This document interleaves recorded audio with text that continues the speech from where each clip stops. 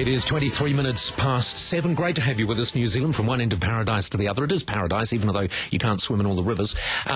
We market ourselves internationally as being clean and green, a statement which is a little bit rich if you look at the state of our rivers. In fact, we haven't maybe looked at them enough. And there are many New Zealanders who are just getting to the point in their lives now where they realise all is not perfect in God's own. The government's already committed $100 million over 10 years to cleaning up our waterways. They want people to be able to wade in all of our rivers. So it's okay for national as long as we can get to the point where we can wade in the rivers. The Green Party says that isn't good enough and that our rivers actually need to be swimmable. So not drinkable, but swimmable. So that's where you are. You've got wading, you've got swimming, and then at the top of your game you've got drinking. Green Party co-leader James Shaw's with me now. James, good morning to you. Good morning, Paul. There wouldn't be many New Zealanders, even those that poo-poo the Greens and just think, group of feral, strange people, that aren't alarmed that our rivers have got to the point that they have got. When did we start dropping the ball on rivers?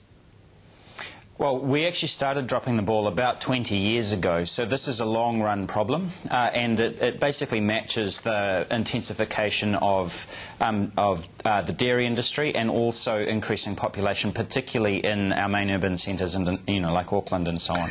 So it's been a problem that's been around for a while. We haven't got a huge population for our area, though, really, have we? So it must come down. I suppose you've narrowed down dairying and then industry. Well, dairying and industry, yes, but it actually, there is a lot of these rivers that flow through or near urban centres. So the Ruamahanga goes through Masterton, the Lucas Creek in Auckland, of course, which runs from Albany to the Waitemata.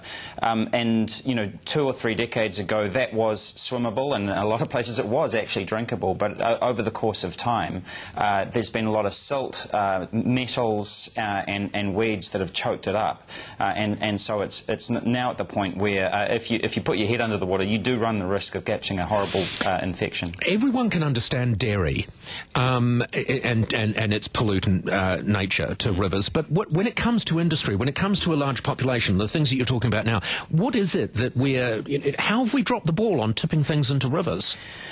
Well, in the Lucas Creek in Auckland, for example, there are a number of stormwater drains that run into the creek, and there's rubbish and toxins that build up in the stormwater drains that get passed through into the creek as well. So one of the things that we would look at for urban centres in Auckland and other ones is proper stormwater filters where they do meet the creek. Right. And also managing new development, because part of what's happening, of course, is that as you get more developments going on, you get soil and heavy metals that get tipped into the creek as well.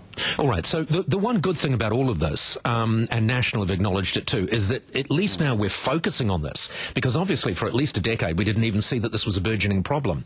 You don't know how much this is going to cost. National have said we'll throw $100 million at making these rivers wadable, and I agree with you, wadable isn't good enough, but they don't even know if $100 million is enough for that. I mean, what kind of money are we talking?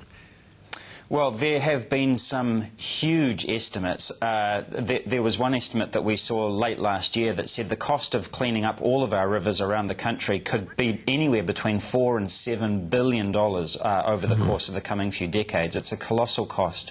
And that's one of the reasons why in this campaign we're focusing on 10 key rivers around the country where we can say we know what's going to make a difference. It's not going to cost the earth. Let's focus on some local rivers that people really know and love.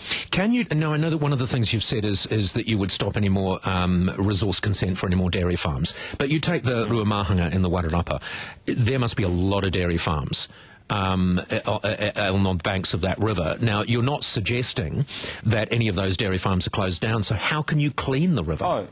No, absolutely not. Well, there are a number of things that you can do, and in fact there are a lot of very good farm stories all over the country where farmers are putting a huge amount of effort into making sure that they don't get runoff from the animals into their water and from the nitrogens into the water.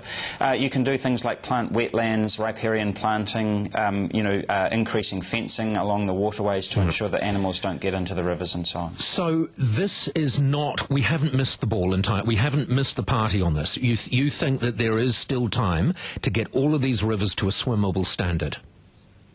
Yes, we do. None completely beyond hope, and in fact, with the right kind of effort, I think it's not going to. We just need to focus on it. Are Labor completely on side, your new buddies? I haven't spoken to them about it yet, but philosophically, for sure. Okay. James, thank you very much for joining us. Green Party co-leader James Shaw. That was a lovely it was like a little boy's smile you gave me at the end there when you said you hadn't spoken to... Oh, there it is again. Thanks, James. Right, 28 minutes past 7. Great to have you with us. Just ahead, the 7:30...